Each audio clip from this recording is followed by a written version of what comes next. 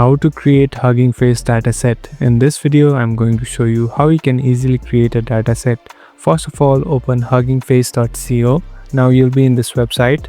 Now in this trending section, you can see the option called datasets. Tap on datasets.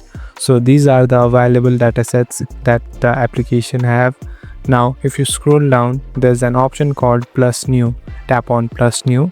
Now you can enter model or dataset. Tap on dataset.